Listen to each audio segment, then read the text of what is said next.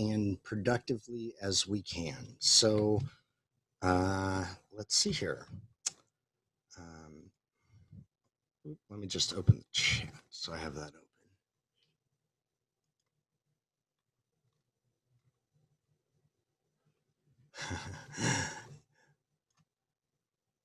Cool, no worries, guys. Okay, so sharing my screen, and we are off and running. Okay, here's my screen. At the beginning of our second kind of unit, right? The first one's kind of looking at Reconstruction is the name of the day for that 10, 12-year window that we looked at. But it's certainly not the only thing that was happening, and that was pretty apparent by all the time you guys had to spend on the railroad, right? And that thing connecting, and even corporations starting and beginning, and kind of like the change to our whole system, our whole economy.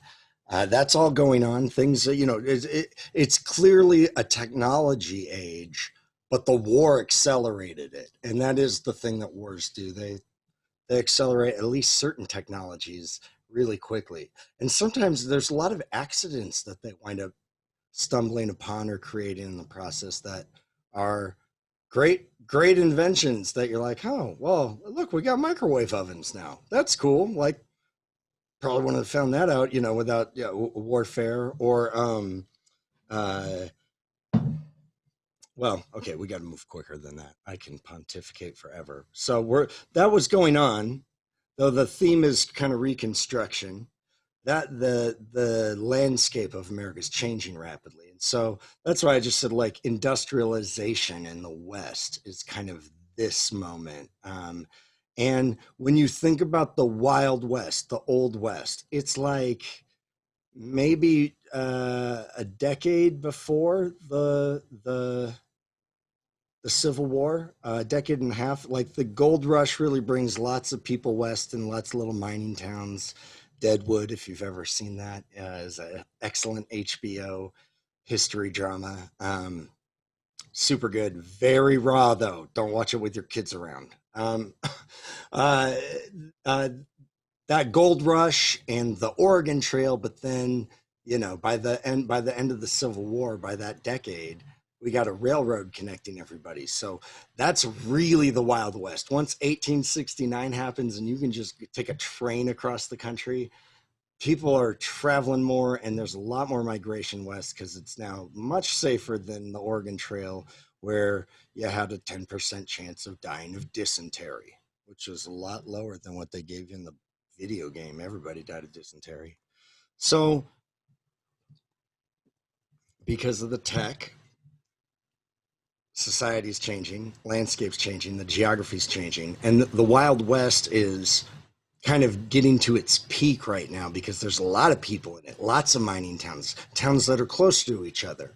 The Homestead Act, which I think we looked at in the notes, was a thing that the Northerners passed that gave you free land if you went and settled on it. You say you improved it, irrigated it, maybe you built a fence and a little house.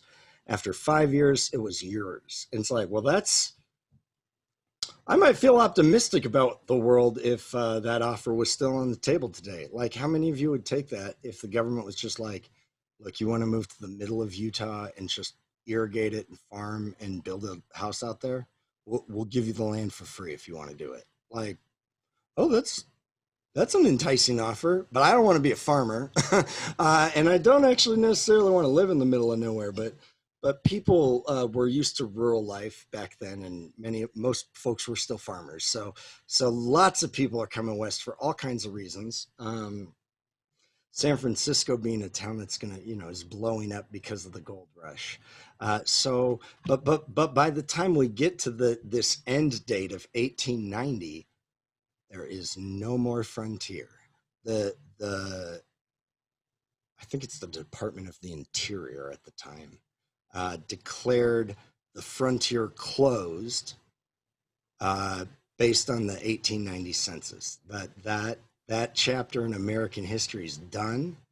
And it was even done a little bit before that, because as soon as people invented barbed wire, those open prairies start disappearing. And you're going to get shot if you try to ride across that guy's property now on your horse, or move your cattle through, and they're grazing on the grass. It's like, well, yeah, I mean, if somebody might have owned all that property where the cattle are grazing up from, eastern Texas up to like these railroad towns like Dodge City or Topeka, Kansas. Um, but it wasn't like property wasn't aggressively controlled the way it is now. Certainly out in kind of big open plain country like Texas or Oklahoma. So the West gets officially declared closed, but its closing is already happening as soon as it's beginning. It's a really short window for like the real classic American West cowboy uh, scene that we have a lot of movies of. We think it's a very big part of our past. The West is, but like that's not necessarily cowboys and saloons and five card poker and like gunslingers. That's this time. The West was Jamestown. Everything's the West from Plymouth. It's all West, and it's all very unknown. Even when we get the Louisiana Purchase, we send Lewis and Clark out because we don't actually know what's even out there. We don't know what we bought. We don't know what's even on the land. We haven't really even mapped it very well. So this idea of continually expanding for Americans, it has been a very consistent idea. It's been with us since before we were a nation. When we were colonies, this idea was with us, and it was really formative for us. And now that it's over, what does that mean for us, America? Where is the frontier? Well, there are new frontiers, and they're coming in the 20th century too. Literally, Kennedy calls space a new frontier, which it is, right? The ocean floor is a new frontier as we develop submarines. But for Americans at this time, they get in the European game. They're trying to compete with their closest industrial neighbors and trading partners, all the European countries who have had colonies for a long time, and those have been continuing to change and evolve. So if America, which is moving into the first spot for the industrial nations of the world, wants to uh, um, be the best, or at least compete in the game, being a colonial power is kind of part of it. You have to do that if you want to win at these kinds of games, because otherwise you can't have a global navy. You can't have ships to secure your trading routes everywhere around the world, because you don't have naval bases, because you don't have colonies, you haven't taken places over, you haven't utilized your society and your civilization against other people, foreign people outside of the territory, the country you're in. So America begins looking at other nations just as the West closes. So, but this, I mean, it's such a dynamic period, and it's really before film, even though like what we're looking at right here is the phonograph, and then pretty soon it's going to come after that the kinescope, which is like the first movie camera, one of the first ones. The Lumiere brothers in Paris were also had a similar device that is the cinescope, which is why they call it a cinema in Europe. They had like a different system. People were developing it at the same time, but it's before film, so it feels really really far away, because we've got footage of World War II. We even have footage of the earliest planes, the kind of first time people are flying. But this stuff we don't, because it's just before that gets invented. So I think it sets up a really false barrier that that's a really a further way in the past than how we think of modern society once you move into the 20th century with film and electricity everywhere and stuff like that. But Edison has he's an inventor, but he's more importantly, he's like kind of a shrewd businessman. He didn't invent everything that he's credited with. In some cases, he just flat out like stole patents or like beat somebody to the patent office by like a minute or an hour to get it out, get it before they could. So he's a complicated character. I wouldn't call him a hero in necessarily in American history. But he certainly did get things moving. He shook up a lot industrially. The phonograph, which again, think about how radical that is. You can record sound. Okay, so we just got you can record images. They're grainy. They're not super realistic, but we can do that. That was never a thing. And now we can record sound.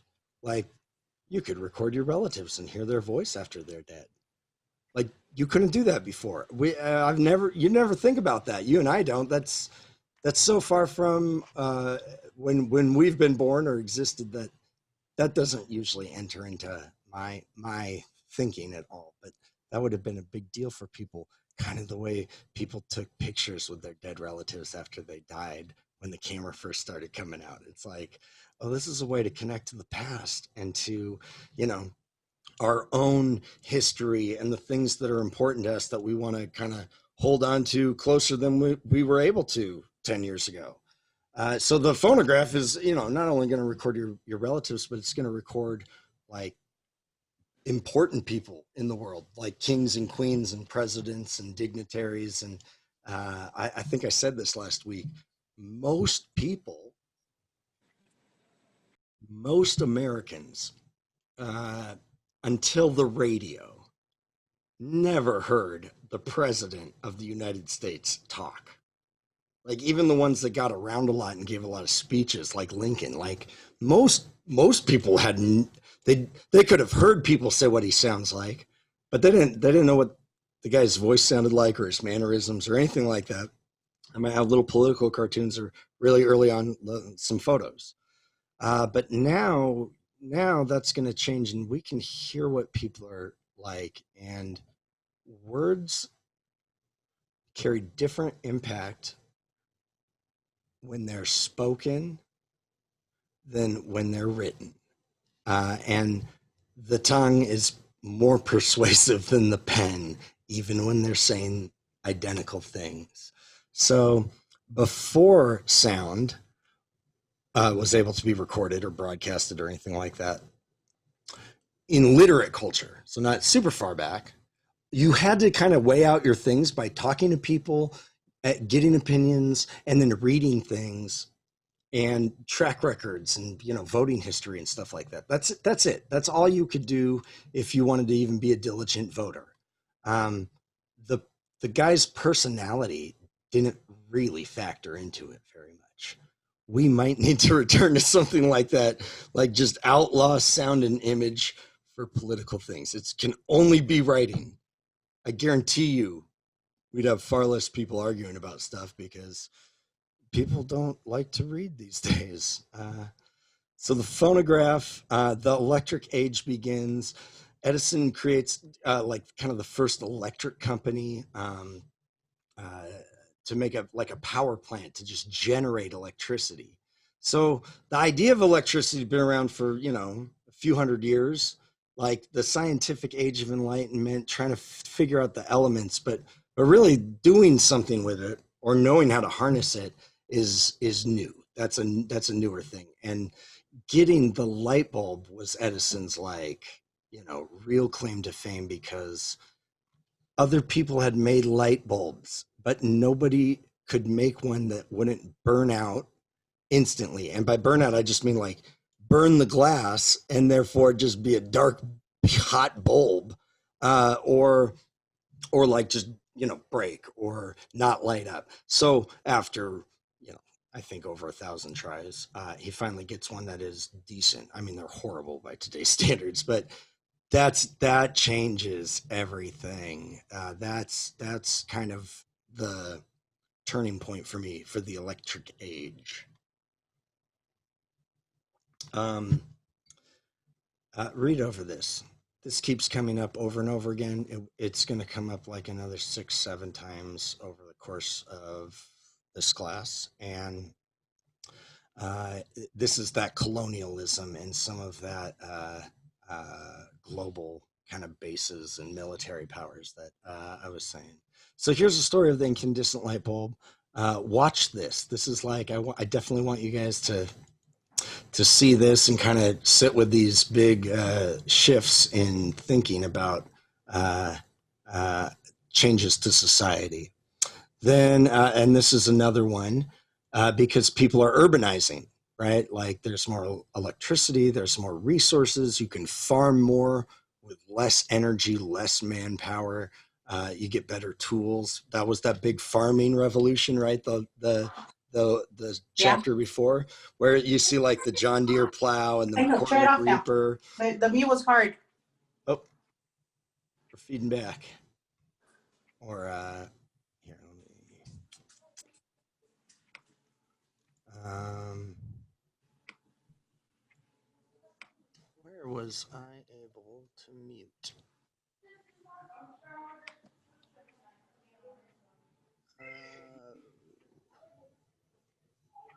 Shucks. Okay. Well,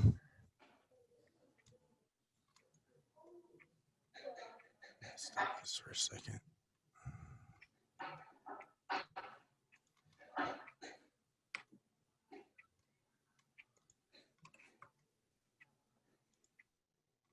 All right.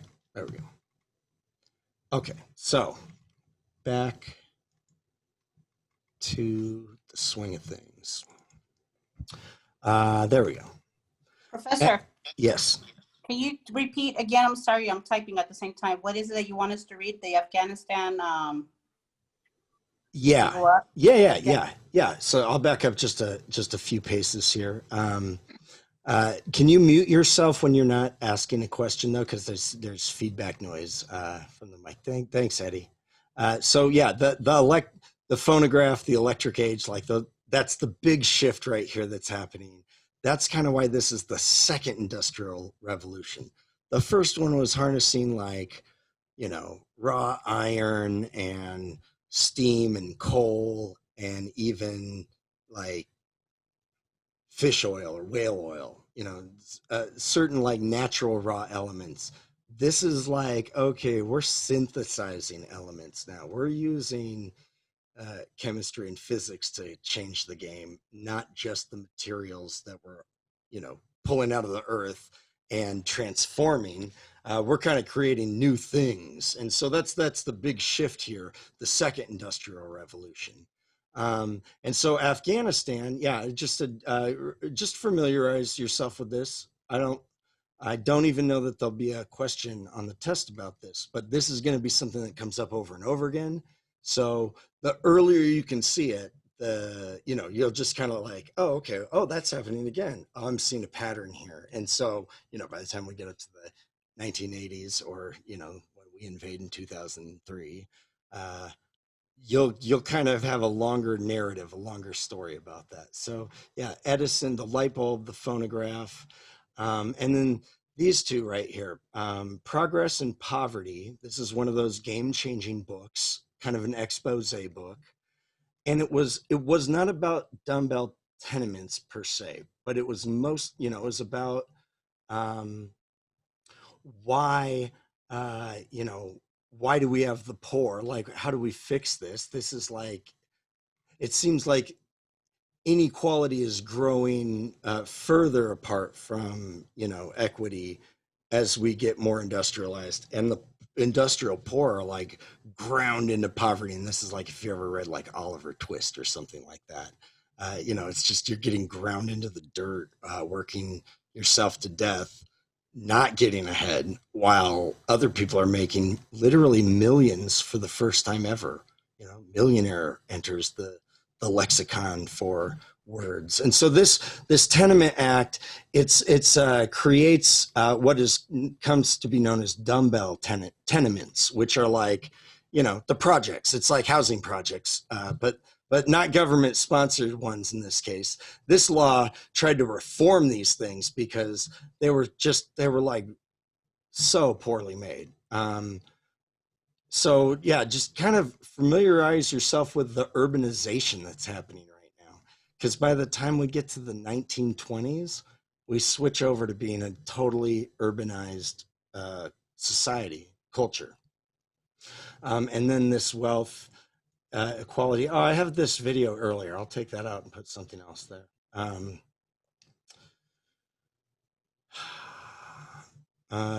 This read this by Booker T. Washington and cyclical poverty. There will be a question on the test about this, so definitely do that. This is an excerpt I found that I really liked of his, talking about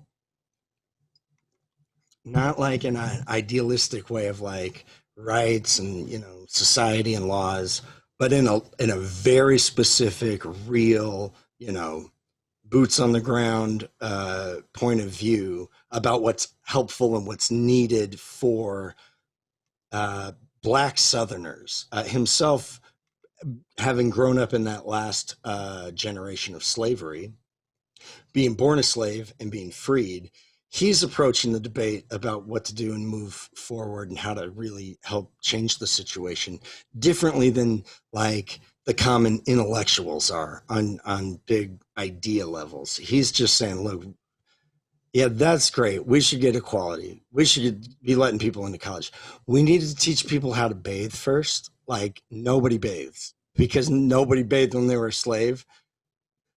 No, that was you didn't. It just wasn't a part of your world. I mean, occasionally it would happen, but it was you wouldn't even self-direct yourself to do that. And so he's like, I'm dealing with these issues. This is what's happening right now, and That's that's so really. interesting. Oh yeah, go ahead. No, I'm just saying that's so interesting because that's not something that you would like think about. That obvious. I mean, yeah, they obviously don't know how to do that because they weren't raised to do that and everything. So to go through that and like, oh, these are the problems we need to be addressing is so interesting to think about.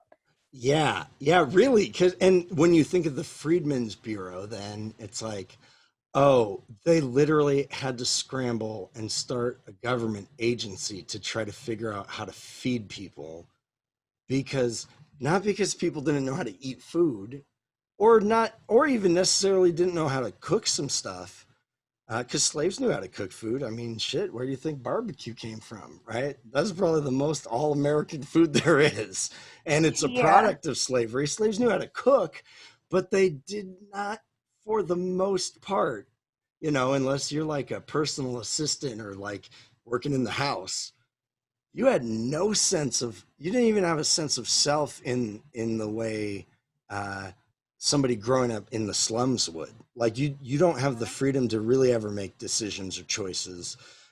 So especially if you're born in slavery, you really don't, and you have no sense of what to do. You have no sense of self-management. You've been micromanaged, right? Put in slavery for your whole life. And now you're free, but you have jack crap to your name because the government decided to let all the, Nazis keep the gold. I mean, plantation owners keep the land. And so you're just kind of SOL. You've got nothing, and there's no way to even make a living, and there's not even jobs in the South because all they had was plantations. There's no factories. It's one of the reasons they lost the war. So freed slaves are stuck in the South, and they really don't. They try to move. Everybody, there's a lot of movement because people can move really for the first time in their lives, so they just want to, but they don't really know where to go or what to do. And most don't make it very far if there is movement. And it's not Hmm. really until World War I that you have what's called the first Great Migration, where these new industrial cities like Detroit and Buffalo and Albany are like uh, needing tons of workers just for factory jobs for the war. They're pulling women into those jobs. Those are the first Rosie the Riveters, but they're taking all applicants at that point, and so it's an opportunity for people to move out of the South, and like 10 to 15% of uh, the Black South moves in that short wave. And then there's another one that comes a little later. But yeah, it's good for us to remember that, because when we read Booker T. Washington, and I want you to read that quote that's up there, And when you read what maybe some people would say about him, or historians, or how he's viewed historically by today's standards of, you know, equal and everything being equal or whatever, he doesn't always hold up super well. But by if you go back and go, oh, wait, he was before this guy and these people over here were saying this, even if they were saying it backwards to him or about that, or that was wrong, they weren't there. He was there, and he was in the mix, right? Like he was a slave. He came out, he got out of the hood, and then came back to just, you know, help other people, help them figure it out. And it's a very practical approach, but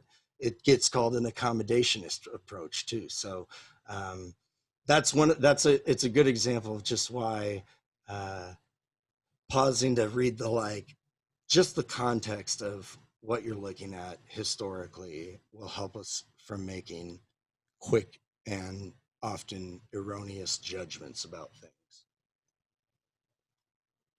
Okay, so this has to be one of the biggest breakthroughs of the whole entire 19th century. And there were some huge ones, but the first vaccination, the first vaccine. This is a humans have never been able to fight diseases this way. Like we have homeopathic things, and sometimes we don't know how to go, oh, well, we can do both of these. And so you get like this extremist, like vaccines are all bad because they're not natural. And it's like, well, yeah, that's definitely true. But, you know, microwaves aren't natural either, but they're not evil. They're just a different way of cooking. This is like a better, quicker, more efficient way of cooking cholera, which kills millions of people in the 19th century. It's a horrible disease, and so thus begins the human march to change the way we get to live in the world and how we get to combat against the, you know, chaotic side of nature that we, like a generation before, were totally ignorant of even really existed. Nobody even understood what germs were, you know, a generation before that. And now we have vaccines, and we're fighting not just you know, germs, but viruses and all kinds of other things. So that's just a huge one. Garfield gets assassinated. Read about it. Read why it's connected to this stuff. This is like an old school way of doing government, and it's changing from a kind of winner take all. Well, kind of like the way Trump did. He fired everybody and hired all his, you know, best friends. That guy he went on medical leave today, but he was like the head of the HSS for America, Caputo. I don't know if you guys saw this news. He got on Facebook. He's like super high up in the government. He was an aide during Trump's campaign. Like he has no experience in any of the things he's doing, and he's super high up in this position. And he got on Facebook to talk about how there's a secret plot in the HSS to shut him out, and the scientists are all plotting against him because they wouldn't alter the report on the virus for him to fit the Trump narrative. And so he gets on Facebook and he's like, this is happening and it's all conspiracy and a coup. Get ready, because on Inauguration Day, when Trump refuses to step down, the gun, you know, the shooting's going to start. You know, buy more ammo now. Like, this is the guy of like the head of one of our agencies in America, a federal one, going crazy on Facebook. And that's kind of, you know, that's what used to happen a lot more, actually. People would become president by promising people, you know, government favors for when they got elected. And this happened, it goes bad for Chester Arthur, and he gets killed over, you know, snubbing somebody and just, you know, firing them to hire one of his boys. And it goes, okay, we got to reassess here and kind of change the way we're doing this, and standard promotions. And having some procedures to this. So this is like a more bureaucratic way now of doing jobs in the government, which is also like usually very inefficient bureaucracy. So this is the beginning of it getting bloated, more and more bloated, which is also kind of the beginning of human resources, right? HR. No, there's standard interview questions for all candidates. All candidates have to meet a certain requirement. And, HR grows and changes a lot over the 20th century. The telephone company comes into existence, AT&T here. Things are getting trademarked, an international trademark law, right? Like, geez, this is getting society's getting complicated. Trademarks and telephones and vaccines. And when the patent office opened in 1790 for America, I think there was something like, I don't know, it was like 10,000 patents filed, the first year. And they're like, the guy literally declared, he's like, we're inventing so many things that in 10 years we will run out of things to patent. Like he thought that people believed that could be possible. And within 10 years, that number is up to like 100,000, 200,000 a year. And it just keeps growing. And, so many things are patented. And now trademarked. So it's just a more technocratic part of society. The term, when I pointed out Zionism and kind of Jewish persecution, anti-Semitism, there was a couple things in the prior section, but this is a little bit more of an in-depth view of that. And so I'll have a question on the test about this, but this is also really a lot of front loading for when we get to the Holocaust, so that we understand why it's happening and that it wasn't something that happened overnight, and that certain conditions just keep getting fed and made available, and it creates this very bad situation. Another huge kind of change in in the West is the Indian Wars, as kind of they're sometimes collectively called, and they're different ones, but it's the federal government pretty much just trying to wipe out all interpedance to progress, to the manifest destiny of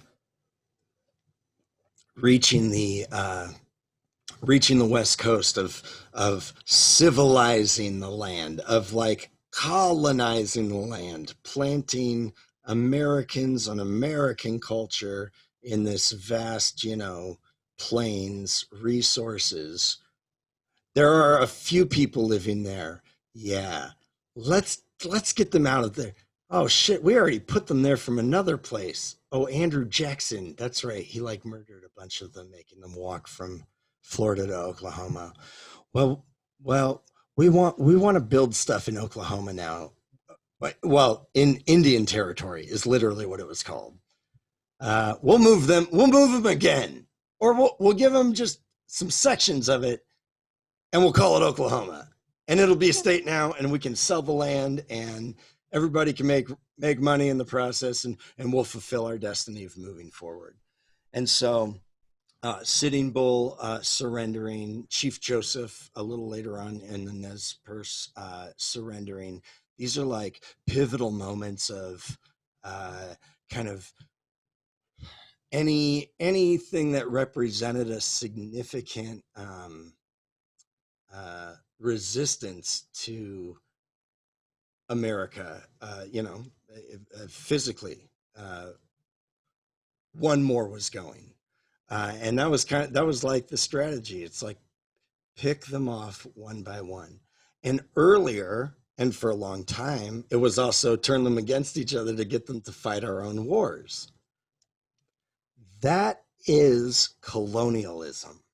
So now you need to kind of clear the way in some of these, rougher, uncivilized, non-Western parts of the world so that you can fulfill your mission to bring them civilization because they don't have it, the way that Westerners would describe it.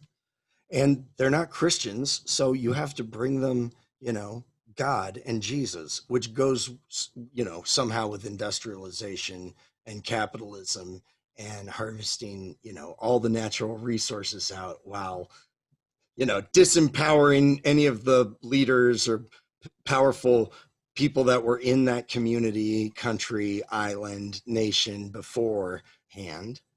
Uh, now we get to take the stuff and you're gonna live off the remainder. You over here in the jungle, you're gonna stay at the edge of the jungle and work in mines to pull stuff out of the jungle for us that we're gonna ship out of the country and make a ton of money on that you're never gonna see. And you don't even know about that, and there's no other options here because we're here and we're kind of making you do that. um, that's the ugly part of colonialism, and that's what shows up in uh, Joseph Conrad's Heart of the Darkness. It's about the Congo. It's about real history, and that's another game-changing book where it does make people look at some aspects of colonialism and go, okay, we need to change things. Like this is egregious, and like we shouldn't be treating humans this way. But just because we've done that before doesn't mean we kept moving on that path, because globalization and kind of the conditions it's put the majority of humans in the world in are are probably much more severe in some ways than even colonialism was for pre-industrial people around the world. And then just like in throughout the 20th century and colonialism, we call it the Cold War after World War One. Really World War Two, but it started in World War One. Um, we we don't fight each other, right? France and Britain don't fight each other a lot, right? Like Napoleon was the last time that happened, and it was really big. But they don't really like each other either, and they're competing for things, and they're trying to beat each other. So they get the other people to fight those wars. So instead of in World War II, when Mussolini comes into Ethiopia with tanks and airplanes, and the Ethiopian uh, like herdsmen basically are running at them with spears. It's a complete imbalance of equilibrium, and it's a total shift in power dynamics. Like there's no bargaining, there's no negotiating. You don't have to give anybody rights when you've got that kind of extreme leverage over them with technology and weaponry, and in particular. So that's true when industrial nation fights, industrializing nation. It's like that's gonna kind of be it's gonna be a bloodbath. Like they're gonna lose every time. But kind of industrializing nation fighting industrialization on each other's behalves is that's better. And like you don't really have to get your hands dirty up here, and you can less of your people are going to die, and that's actually kind of a win-win. Like you fight your real enemy and try to hurt them, and you clear out the way of all these people which you don't really want there anyways. You want to set your own thing up and get everything your way. That's why when France gets into French Indochina, which will become Vietnam and Cambodia and Laos, all of their history books start with Rome, and the Gauls, the French predecessors that were in the Roman Empire, and then Catholicism. Which, if you were a kid that went and actually learned history in Vietnam, when the country comes in and starts educating them in Western ideas, that doesn't make any sense. That's crazy. But uh, remember what I've said, right? Like history is very easily weaponized, and it's a very powerful weapon. So This is Asymmetrical warfare. yeah, yeah. It is psychological warfare, and Oh, it's I said asymmetrical. asymmetrical. Asymmetrical. Well, it's psychological too, but it's asymmetrical, like a proxy war. So Yeah, it's a proxy war. And so that's what, America is doing that in the 19th century with Native American tribes and kind of border or fringe groups, even like with the Mormons. It's like they're they're they're unifying now after, especially after the war, and trying to make one cohesive thing, the federal government, and that's who's fighting this war. Against it's an asymmetrical, imbalanced war where America's going to have the upper hand. They're the industrialized country, or more industrializing country than any tribal people, certainly, right? That's Mussolini in Italy, or in Ethiopia. That's Italy invading Ethiopia. Um, but even with that, there are some like just epic moments, and the Custer's Last Stand. That's actually a pretty great one where that equilibrium being off doesn't even they overcome that even, which can happen. You can have a rocky moment, I guess. Dun, dun, dun, dun. But Helen Hunt Jackson writes a book called A Century of Dishonor, and it details, like she lays out over and over and over again, like the treaty America makes with some tribe, which wasn't like they didn't have a leader of a tribe the way nations do. They just found anybody they could find from that tribe and get them to sign a contract. Okay, it's a treaty, but then they break it right away and do something awful, and it's 100 years of it. It's like by the time you get to 1890, I think that's when she publishes it. I mentioned it earlier here. I might move it down. She kind of just lays out how horrible America has been to our our oldest residents and citizens. They're not citizens, and they're actually categorically denied as citizens unless they will jump through a few hoops and have their history start with the Roman Empire as well, instead of their creation stories about nature. Like that's do that. You come play with our game, and you can get your passport. You can get your membership card.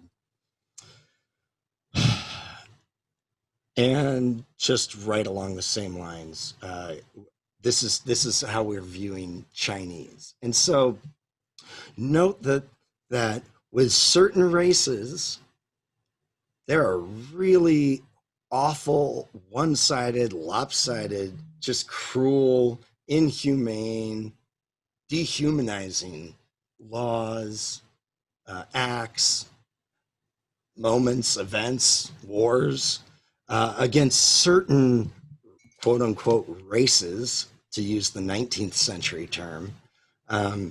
But we don't have those about other races, right?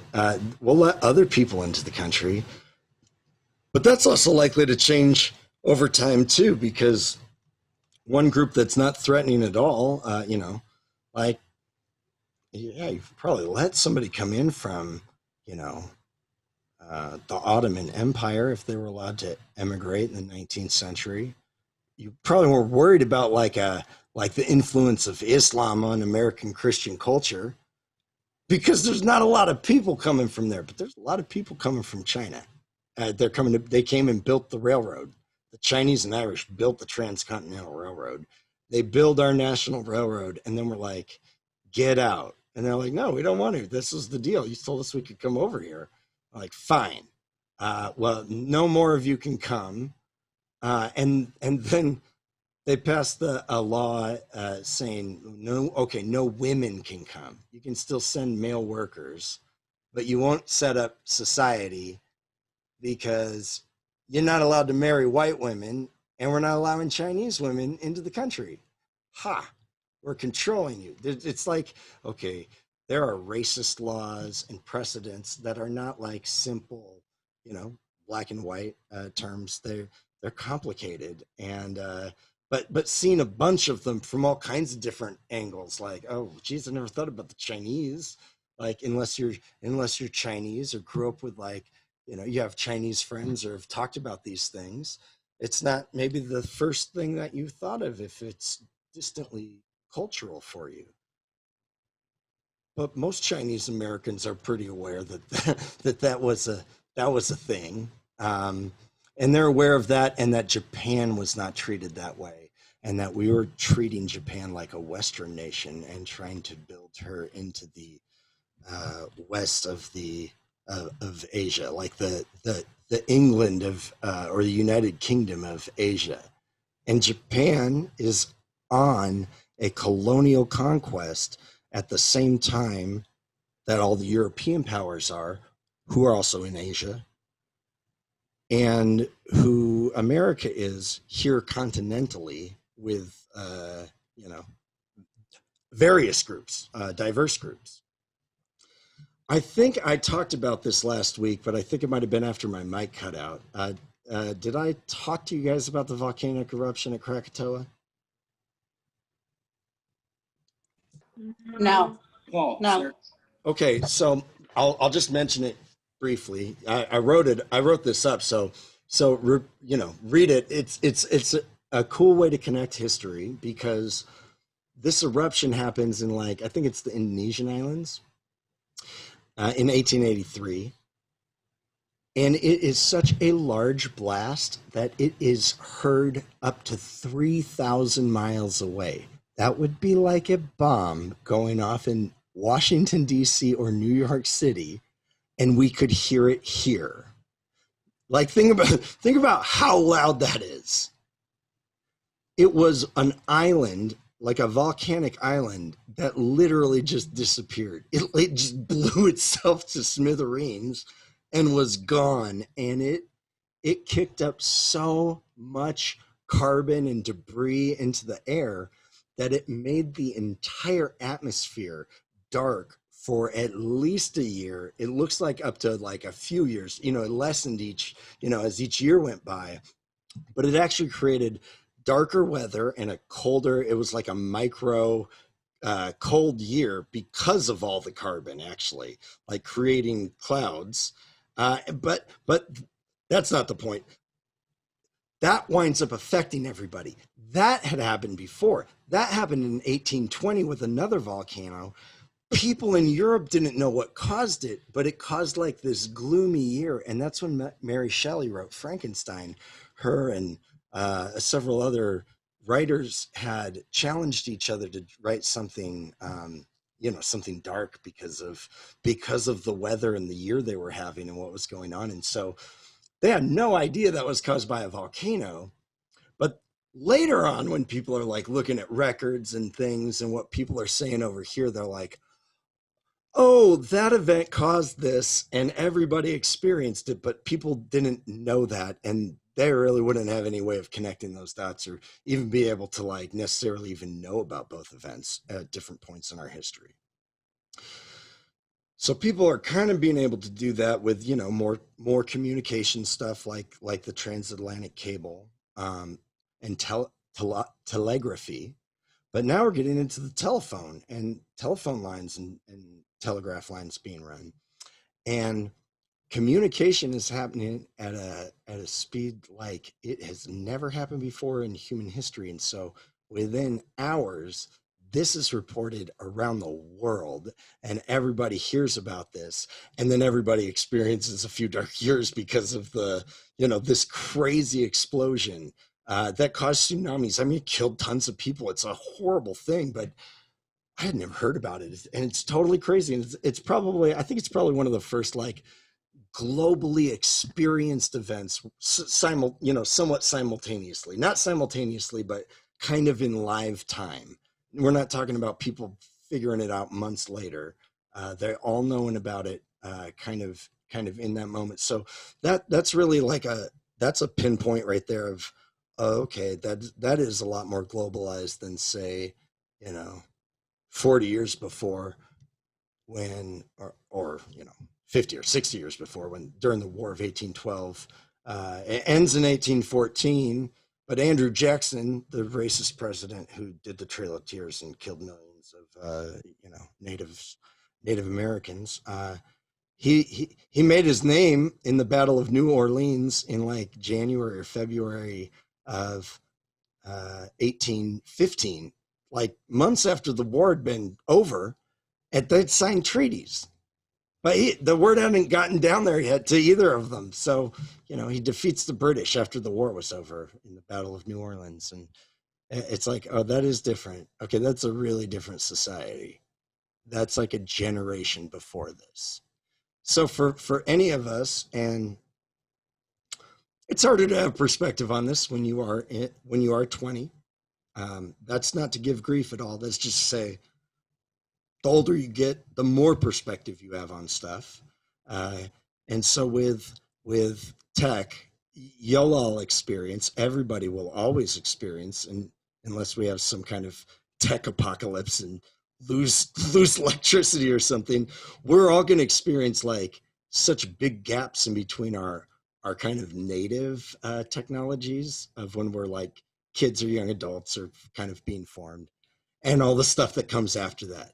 Even if you keep up with it, it's like, well, you're trying to keep up with it. It's not your native thing, but that just keeps happening to people, and the waves get quicker and faster. The Brooklyn Bridge is complete. This is a marvel of engineering. Africa getting divided up, the machine gun getting invented. This is also when we get the Statue of Liberty. There's the Campbell's soup. Geronimo surrendering. One of the last. He's the last American Indian warrior to formally surrender. But then okay, the camera, and not like the giant box that you had to hold still for like 5 minutes to capture an image. They'd like put props on you to hold you still. This is like a portable kind of point and click camera. Game changer, revolutionary, total game changer. We all start getting anxiety about this, and utopian stories about a hopeful future, but pretty soon those start to go away, and they're all dystopian predictions about the future. It's interesting. The first film, the kinescope.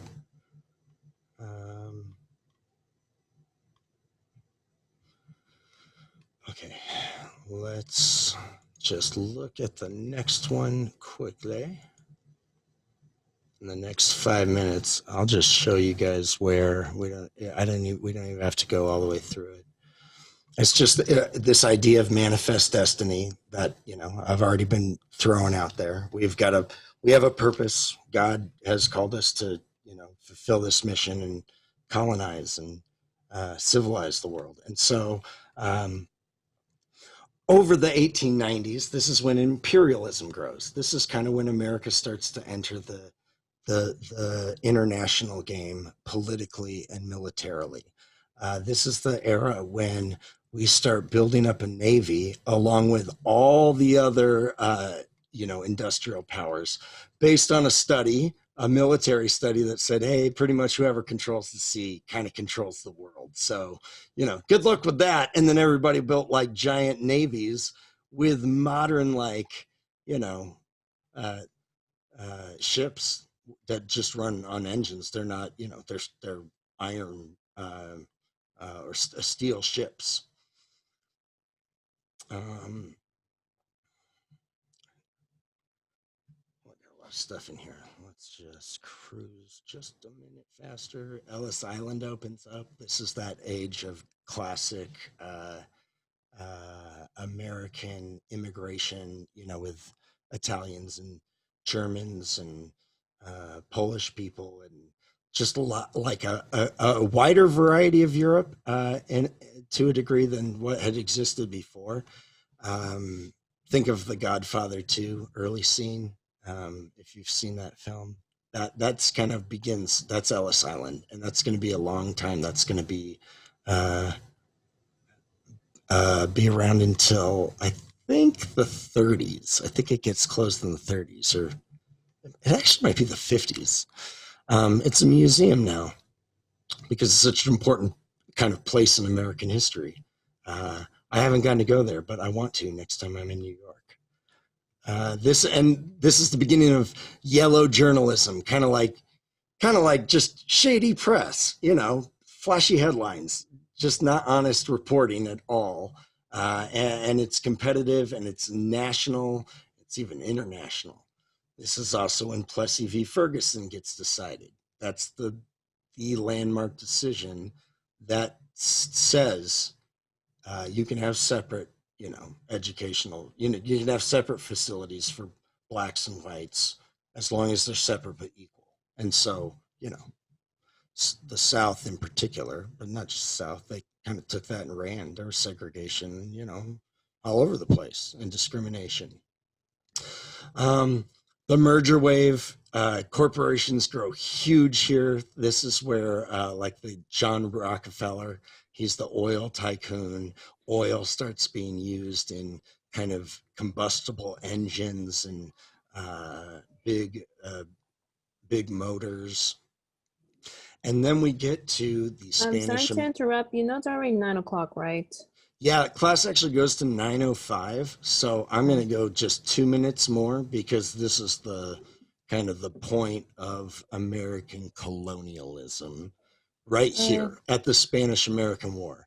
So this is a 3-minute video that breaks it down, but most importantly is this video by John Oliver. This is a must-watch. He breaks down colonialism, and it's in a brilliant, funny, snarky way. But he's on the money. It's all very accurate, and it points to the absurdity of how we are even treating our colonies today. Puerto Rico is a colony of the United States. It is the oldest colony in the world. Somebody's been its colonizer for over 500 years. And it's our possession, and they got no say in who's going to be president. That's millions of votes right there. So, just watch that. I'm going to have a question on that, and read this. Try to get your head around this. I'm going to have a question about, maybe Jacques or the Dreyfus Affair or yellow journalism and the press, because the Spanish-American War is like America's breakout into the world. We totally whooped the Spanish because they were a generation or two behind America industrially.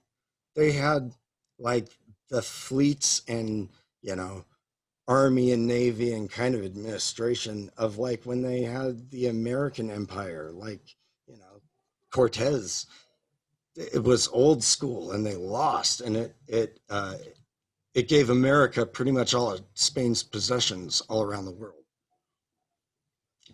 And we hold on to them. And moving into the 20th century, you see it's pretty much a really long wave of Republicans and the GOP, and just kind of this America gaining a world empire. Even though we don't usually call it that, it's like, oh, this is exactly what it is, especially as we kind of take notice of those other world empires around it at the time. So, so that's that. I'll just send out some notes on kind of the remainder of this section, kind of the lead up to World War II, because it's a lot of play out of this international imperialism, colonialism, and then industrialization and kind of the urban stuff going on and reform. So I'll send that out. I'm going to stop the recording here. Stop the screen share and